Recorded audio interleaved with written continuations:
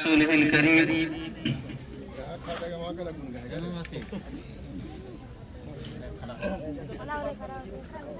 یہاں پر تشریف فرما حضرت مولانا عبدالسبحان صاحب القاسمی اور مدرسے کے تمام اساتذہ کرام، طلباء اعظام،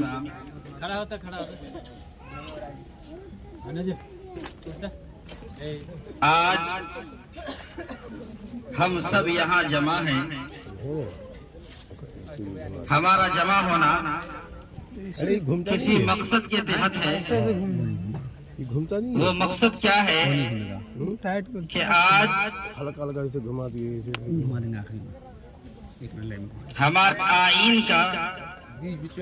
ہمارا آئین، ہمارا قانون جو نافذ ہوا تھا، اس کو تقریباً آج 75 سال ہو رہے ہیں پورے۔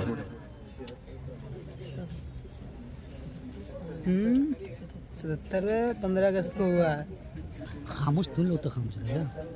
75 سال آج ہمارے آئین کو پورا ہو رہا ہے۔ آزادی 15 اگست میں ہوئی تھی۔ قانون جو نافذ ہوا ہمارا، وہ 26 جنوری کو نافذ ہوا تھا سن 1950 کے اندر۔ ہر سال تمام ہندوستانیوں کے لیے ہمارے مذہبی تہوار، ہمارے لیے اور ہمارے برادر ملک کے لیے تو بہت سارے تہوار ہیں۔ ہمارے لیے ہمارا مذہبی تہوار تو کہلاتا ہے عید اور بقرعید۔ اسی طریقے سے ہمارا قومی تہوار ہی دو ہے، ایک ہے 15 اگست، دوسرا ہے 26 جنوری۔ 15 اگست جس دن ہمیں انگریزوں کی غلامی سے آزادی ملی تھی، 15 اگست وہ تاریخ ہے جس میں ہمیں انگریزوں کی غلامی سے آزادی ملی تھی، اور 26 جنوری وہ تاریخ ہے جس میں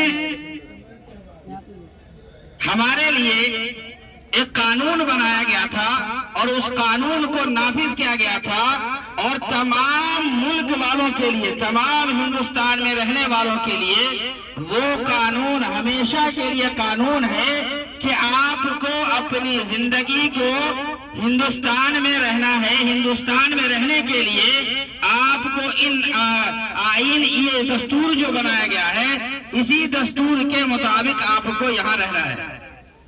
اور تمام ملک والے، تمام ہندوستانی ان تمام کے تمام قوانین کو مانتے ہیں، اور اس کو مان کر کے اپنے طور پر جہاں تک ممکن ہو سکتا ہے تمام کے تمام قوانین کا پالن کرتے ہوئے اپنی زندگی گزارتے ہیں، اور ہمیں گزارنا بھی چاہیے۔ پہلے صورت یہ تاریخیں ابھی آپ کے سامنے آئیں گی، طلباء کرام کے زبانی آپ سنیں گے کہ ہمارا ملک کیا تھا، ہمارے ملک میں کیا کیا دشواریاں پیش آئی تھی، ہمارے اس ملک کو آزادی کے لیے ہمیں کیا کیا قربانیاں دینی پڑی تھی، ہمارا آئین کیسے وجود میں آیا تھا، ہمارے آئین کو وجود میں لانے کے لیے کن کن لوگوں نے کیا کیا قربانی دی، کتنا وقت لگا، کس طریقے سے قوانین ہمارے سامنے آئے، یہ ساری باتیں آپ کے سامنے تفصیل سے آتی رہیں گی۔